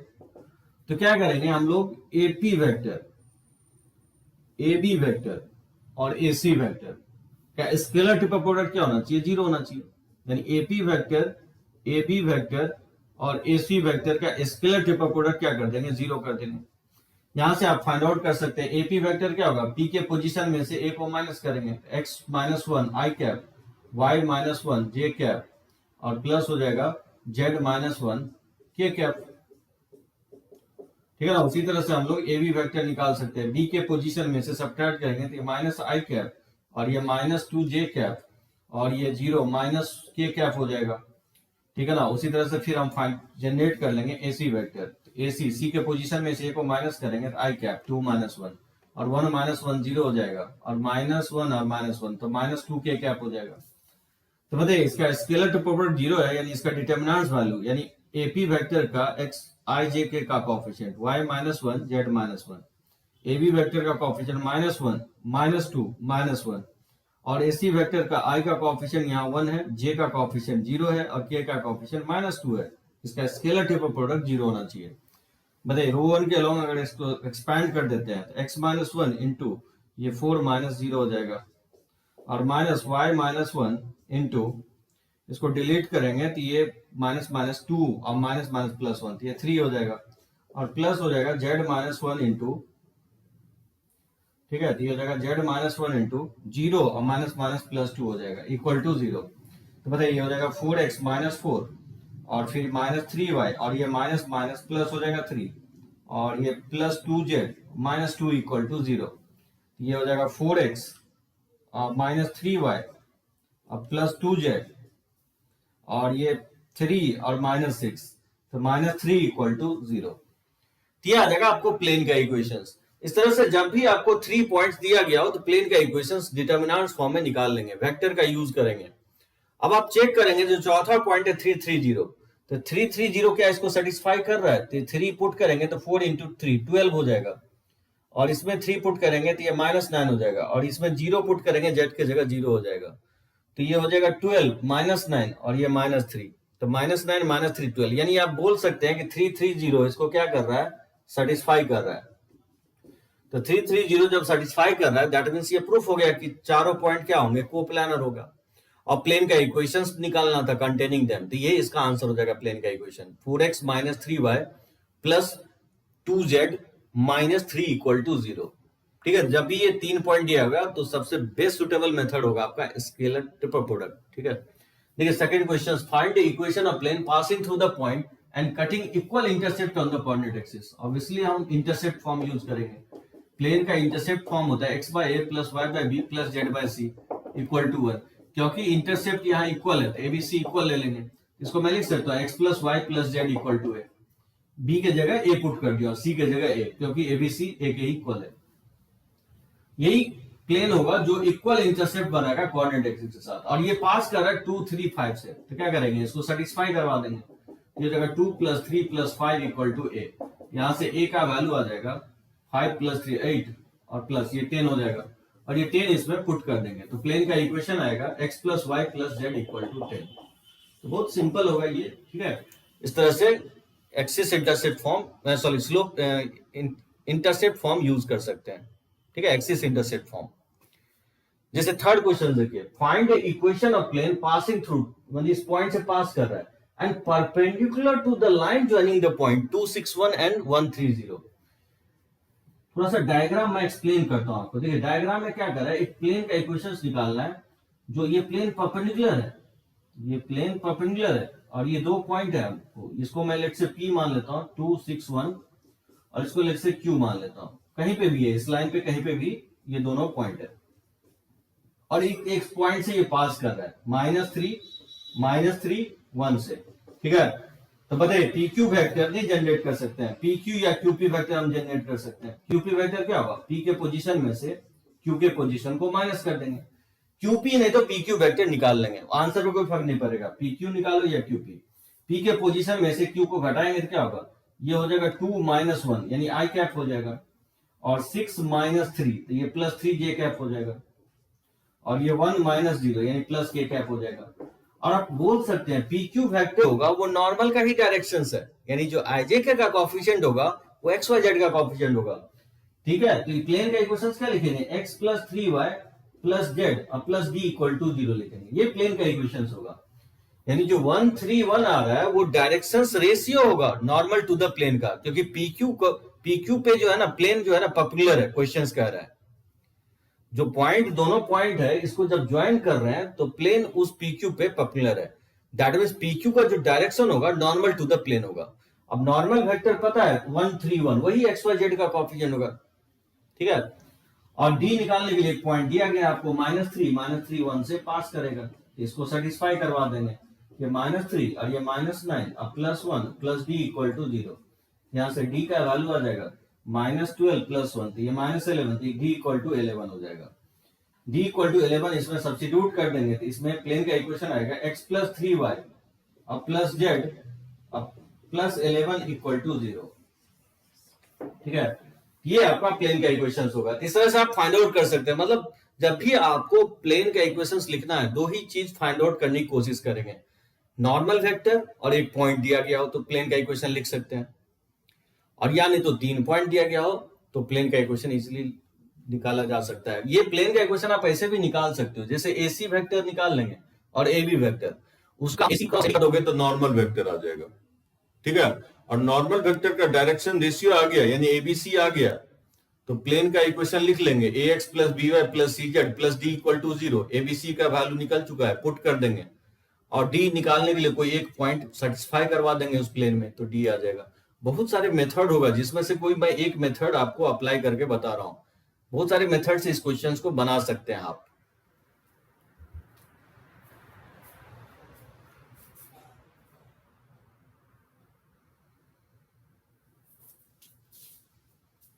तो कुछ और क्वेश्चंस देखते हैं, जैसे find the equation of plane parallel to x + 5y - 4z + 5 = 0 and cutting intercept on the axis whose sum is 150, ठीक है। तो बताइए इस प्लेन के पैरेलल प्लेन अगर एज्यूम करना हो तो क्या एज्यूम कर सकते हैं, तो equation of plane parallel to x + 5y - 4z + 5 = 0 is क्या हो जाएगा, x + 5y - 4z plus lambda या इक्वल टू लेमडा। कांस्टेंट आप किधर भी ऐड कर सकते हैं, ठीक है ना, लेफ्ट हैंड साइड भी ऐड कर सकते हैं, राइट हैंड साइड भी ऐड कर सकते हैं, आंसर पे कोई फर्क नहीं पड़ेगा, ठीक है ना। अब इसको क्या करें, इंटरसेप्ट फॉर्म में चेंज कर लीजिए, तो लेमडा से डिवाइड कर देंगे, तो x/λ + 5y/λ और ये -4z/λ लिख सकते हैं इसे। अब इसको लिखा जा सकता है इस तरह से x/λ प्लस y/λ/5, ठीक है ना, 5 को डिनोमिनेटर में ले आएंगे, अब plus z upon minus lambda by 4 equal to क्या आ जाएगा, सॉरी ये 1 के इक्वल हो जाएगा, लेमडा से डिवाइड कर दिए और इस 5 को नीचे ले आया हूं, तो x by a plus y by b plus z by c इसी फॉर्मेट में है, ठीक है ना। तो सम ऑफ इंटरसेप्ट दिया गया है, इसका सम ऑफ इंटरसेप्ट क्वेश्चन में मेंशन है कि 150 के इक्वल है, तो बताइए सम ऑफ इंटरसेप्ट क्या होगा, x इंटरसेप्ट इसका लेमडा है, y इंटरसेप्ट इसका लेमडा बाय 5 होगा और z इंटरसेप्ट इसका माइनस लेमडा बाय 4 होगा। यहां से लेमडा का वैल्यू फाइंड आउट कर लेंगे, एलसीएम ले लेंगे तो 20 हो जाएगा, तो 20 lambda plus 4 lambda minus 5 lambda equal to 150, ठीक है। तो 20 और माइनस लेमडा तो 19 लेमडा इक्वल टू 20 से क्रॉस मल्टीप्लाई कर देंगे तो ये 3000 हो जाएगा, तो लेमडा इक्वल टू हो जाएगा 3000 अपॉन 19, ठीक है। और लेमडा का वैल्यू इस इक्वेशंस में पुट कर देंगे तो प्लेन का इक्वेशन आ जाएगा, तो इसका प्लेन का इक्वेशन होगा आपका x plus 5y minus 4z equal to हो जाएगा 3000 अपॉन 19, ठीक है ना। तो ये इसका आंसर हो जाएगा। तो एक चीज यहाँ पे लर्न किए कि अगर एज्यूम ये फॉर्म जो है आपको जनरल फॉर्म है, जनरल फॉर्म से अगर एक्सिस इंटरसेप्ट फॉर्म में चेंज करना हो तो इस तरह से आप चेंज कर सकते हैं, और जैसे ही एक्सिस इंटरसेप्ट फॉर्म में चेंज करेंगे तो जो डिनोमिनेटर में आएगा एबीसी वही क्या होगा, x intercept, y intercept and z intercept होगा, तो उसी का सम दिया गया है आपको 150, तो वहां से लैम्डा आ जाएगा, पुट कर देंगे तो आ जाएगा। देखिए सेकंड क्वेश्चन में दे रहा हूं कि find the equation of plane passing through 221 and 936 and perpendicular to the plane x plus 3y plus 3z equal to 8। मतलब वैसा प्लेन का इक्वेशंस मुझे चाहिए जो 2 पॉइंट से पास कर रहा है और एक अनदर प्लेन के परपेंडिकुलर है, जैसे ये इस प्लेन के परपेंडिकुलर है, जैसे इसका नॉर्मल वेक्टर्स मान लें, इसका नॉर्मल वेक्टर्स दिया गया है, इस प्लेन का क्या दिया गया, x प्लस, इस प्लेन का जो इक्वेशन है x plus 3y plus 3z equal to 8 है, तो बताइए इसका नॉर्मल वेक्टर क्या होगा, n1 मान लेता हूं, i plus 3j plus 3k, ये होगा directions ratio normal to the plane, इसका एक्स वाई जेड का कोएफिशिएंट, और इसका प्लेन का जैसे इस 2 पॉइंट से पास कर रहा है, एक 221 से पास कर रहा है, ठीक है, और दूसरा पॉइंट जो है लेट्स से इसको मैं ए पॉइंट मान लेता हूं और दूसरा पॉइंट बी से पास कर रहा है 9,3,6 से, तो बोल रहा है कि प्लेन का इक्वेशंस फाइंड आउट करो। कैसे फाइंड आउट करेंगे प्लेन का इक्वेशंस, बहुत सारे मेथड होगा प्लेन का इक्वेशंस फाइंड आउट करने के लिए। एक तो तरीका ये होगा कि आप ए बी वेक्टर जनरेट कर लो, ए बी वेक्टर जो है ना जनरेट करके और उसका क्रॉस है, जैसे एक वेक्टर ए बी वेक्टर जो है ना प्लेन में लाई कर रहा है, ए बी वेक्टर प्लेन में लाई कर रहा है, और जो नॉर्मल टू द प्लेन है वो n1 वेक्टर है, तो n1 को और ए बी के साथ क्रॉस लेंगे तो क्या होगा, वो वेक्टर क्या होगा, नॉर्मल टू द वेक्टर आ जाएगा। या आप इस तरह से भी फाइंड आउट कर सकते हैं, equation of plane passing through 221, क्या लिख सकते हैं, इसको लिख सकते हैं a into x minus 2 plus b into y minus 2 plus c into z minus 1। ये बताया किसी एक पॉइंट से पास कर रहा हूं प्लेन का इक्वेशन, तो इस तरह से लिख सकते हैं।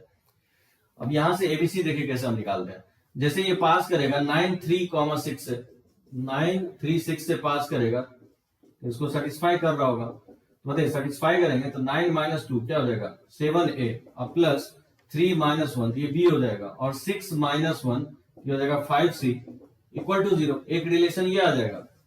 और आपका ये नॉर्मल जो वेक्टर है ना इस प्लेन का जो नॉर्मल वेक्टर है, जैसे लेट्स से इसको मैं n2 मान लेता हूं, ये है ai plus bj plus ck, क्या अब बोल सकते हैं दोनों प्लेन अगर परपेंडिकुलर है तो इसका नॉर्मल वेक्टर भी क्या होगा, आपस में परपेंडिकुलर होगा। तो ध्यान रखना है जब भी आपको दो बोलता है कि प्लेन परपेंडिकुलर है तो नॉर्मल टू द प्लेन भी क्या होगा, परपेंडिकुलर होगा। यानी कहना ये चाह रहा हूं कि n1 डॉट n2 भी क्या होगा, 0 होगा। इसका डॉट प्रोडक्ट लेंगे तो a और n2 ये n1 है और ये आपका n2 है, इसका डॉट प्रोडक्ट लेंगे तो ये हो जाएगा a और प्लस 3b और प्लस हो जाएगा 3c, ये इक्वल टू 0 हो जाएगा, ठीक है ना। ये आपका सेकंड इक्वेशन आ गया। अब देखिए क्रॉस मल्टीप्लिकेशन मेथड से जैसे 7a प्लस b और प्लस 5c इक्वल टू 0 दिया गया, और ये a प्लस 3b और plus 3c equal to 0, cross multiplication method से एबीसी निकालेंगे तो ए अपॉन, और इसको रहने देंगे, इसको क्रॉस मल्टीप्लाई करेंगे तो ये हो जाएगा 3 और माइनस 5 3 15 हो जाएगा। उसी तरह से बी अपॉन, ठीक है, जैसे हम लोग मल्टीप्लाई किए इसको इससे मल्टीप्लाई किए तो बी करेंगे, ठीक है, तो बी करेंगे तो ये 5 हो जाएगा और माइनस और 7 3 जाएगा 21 हो जाएगा, ठीक है ना, साइक्लिक ऑर्डर में चलता है। और इसको हटाएंगे तो ये हो जाएगा 21 और माइनस 1 21 माइनस 1, ठीक है ना, तो ये हो जाएगा ए अपॉन 3 में माइनस 12 हो जाएगा और ये जगह बी अपॉन 5 माइनस 21 माइनस 16 हो जाएगा और सी अपॉन ये 20 हो जाएगा। तो यहाँ से इसको इस रेशियो को अगर के मान लें तो ए इक्वल टू हो जाएगा माइनस 12 के और बी इक्वल टू हो जाएगा माइनस 16 के और सी इक्वल टू हो जाएगा 20 के, ठीक है। ये एबीसी का वैल्यू इक्वेशंस 1 में पुट कर देंगे तो ये आपका प्लेन का इक्वेशंस आ जाएगा। तो चलिए इसको नोट कर सकते हैं, फिर मैं इसको आगे बना देता हूं।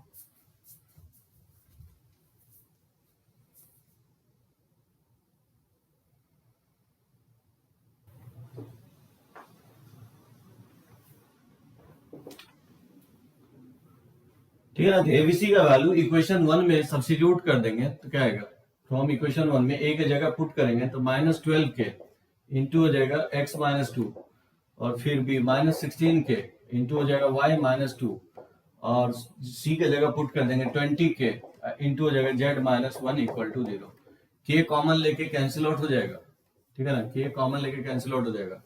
इवन आप माइनस 4 से डिवाइड कर देंगे तो ये 3 इंटू एक्स माइनस 2 और ये प्लस हो जाएगा 4 इंटू वाई माइनस 2 और माइनस 5 इंटू जेड माइनस 1, ठीक है ना, माइनस 4 से मैंने डिवाइड कर दिया तो जगह 3x minus 6 plus 4y minus 8 और minus 5z minus minus plus 5 हो जाएगा।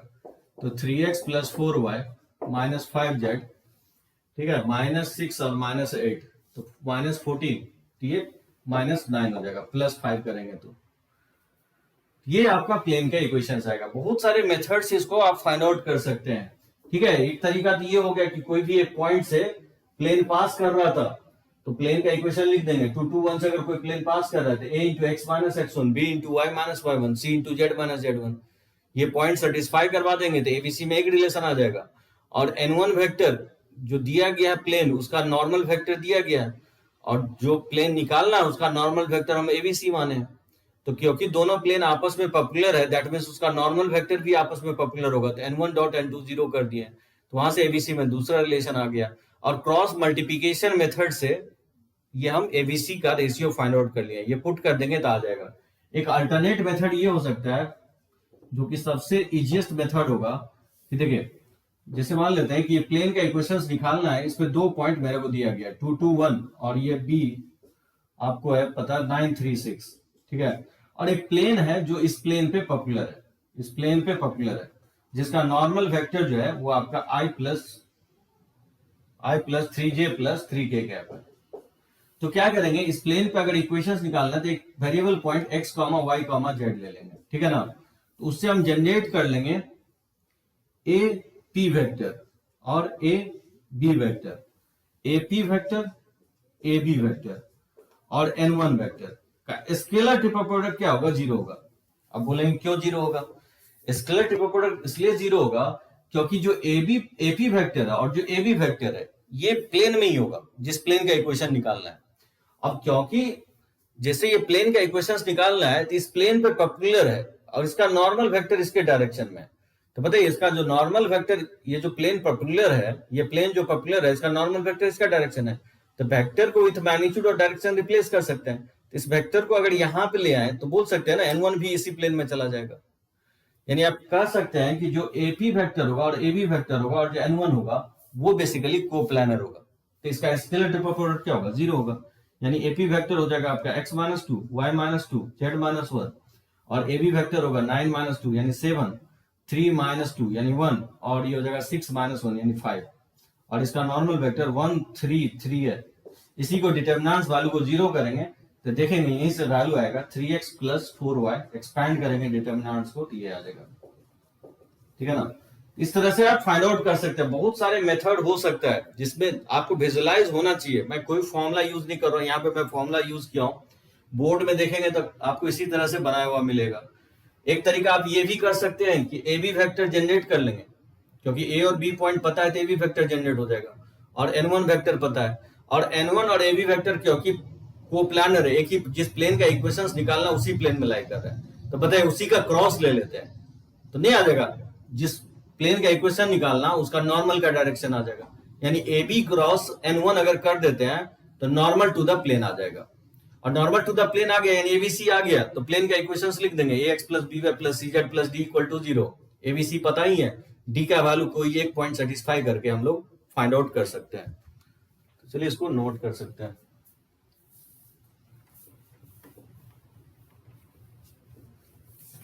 जैसे देखिए ये क्वेश्चन कैसे फाइंड आउट करना है, find the equation of plane parallel to i plus j plus k and i minus j and parallel passing through 1 1 2। बोल रहा है कि वैसा प्लेन आप फाइंड आउट करो जो जैसे i प्लस जे प्लस के इसके पैरेलल है, दूसरा वेक्टर जो दिया गया है i माइनस जे और ये पास कर रहा है 1 1 2 से, तो बोला प्लेन का इक्वेशंस क्या होगा। देखिए दो तरीका होगा, या तो a क्रॉस b कर देंगे तो नॉर्मल वेक्टर आ जाएगा, सो नॉर्मल वेक्टर का डायरेक्शन रेशियो आ जाएगा a क्रॉस b करने पे, और फिर प्लेन का इक्वेशन मान लेंगे ax plus B Y plus C Z plus D equal to 0, और एबीसी निकाल चुके हैं तो पुट कर देंगे, ठीक है, और डी निकालना तो कोई एक पॉइंट दिया गया सेटिस्फाई करवा देंगे। या एक तरीका और हो सकता है कि इसमें कोई पॉइंट ले लेंगे एक्स वाई जेड, सबसे बेस्ट तरीका ये होगा, और एपी वेक्टर और एपी वेक्टर, वेक्टर ए और वेक्टर बी, ये तीनों वेक्टर क्या होगा एक ही प्लेन में लाई करेगा यानी कोप्लानर होगा, यानी इसका स्केलर ट्रिपल प्रोडक्ट क्या होगा 0 हो जाएगा। एपी वेक्टर क्या होगा x माइनस 1, ये y माइनस 1 और z माइनस 2, और इसका 1 1 1 है, और p का कोएफिशिएंट i 1 है, j का माइनस 1 है और k का 0 है, और इसको एक्सपैंड कर लेंगे हम लोग x माइनस 1, ये 0 माइनस माइनस प्लस 1 और माइनस हो जाएगा y माइनस 1 इंटू 0 माइनस 1 और प्लस हो जाएगा z माइनस 2 इंटू, तो माइनस 1 माइनस 2 हो जाएगा, ठीक है। तो इसको मल्टीप्लाई करेंगे तो x माइनस 1 और ये माइनस माइनस प्लस हो जाएगा y माइनस 1 और ये माइनस 2z और माइनस माइनस प्लस 4 हो जाएगा, ठीक है, इक्वल टू 0। ये हो जाएगा x plus Y minus 2z और माइनस 2 प्लस 4, ये प्लस 2 इक्वल टू 0 हो जाएगा। अब सही है कि नहीं आप पॉइंट को सेटिस्फाई करके भी चेक कर सकते हैं, 1 1 2 इसको सेटिस्फाई कर रहा होगा, तो 1 1 2 जब पुट करेंगे तो क्लियरली दिख रहा है कि ये पॉइंट जो है इस प्लेन को सेटिस्फाई कर रहा है, यानी मेरा कैलकुलेशन जो है एक्यूरेट है, गलत नहीं है, ठीक है ना। इस तरह से भी आप फाइंड आउट कर सकते हैं स्केलर ट्रिपल प्रोडक्ट का कंसेप्ट अप्लाई करके, या नहीं तो a क्रॉस b कर लेंगे तो नॉर्मल वेक्टर का डायरेक्शन रेशियो आ जाएगा यानी एबीसी आ जाएगा, प्लेन का इक्वेशंस लिख के पॉइंट को सेटिस्फाई कर देंगे तो d आ जाएगा। चलिए इसको लिख सकते हैं।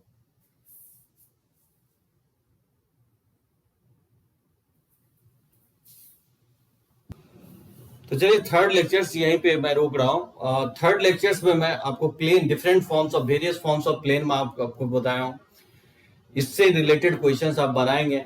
सो अभी जस्ट मैं प्लेन डिस्कस किया हूँ, उसके बाद हम लोग देखेंगे पॉइंट और प्लेन में थ्योरी होता है, प्लेन में थ्योरी होता है, फिर लाइन का इक्वेशन लिखना सीखेंगे, फिर लाइन और प्लेन के बीच में थ्योरी होता है, लाइन के बीच में थ्योरी होता है, लाइन प्लेन के बीच में थ्योरी होगा, ठीक है ना। तो आगे का जो भी थ्योरी है बहुत फॉर्मूला रिलेटेड होगा और काफी लंबा थ्योरी नहीं है, 1 या 2 लेक्चर्स लगेगा, पूरे कंप्लीट हो जाएगा। तो चलिए थैंक यू।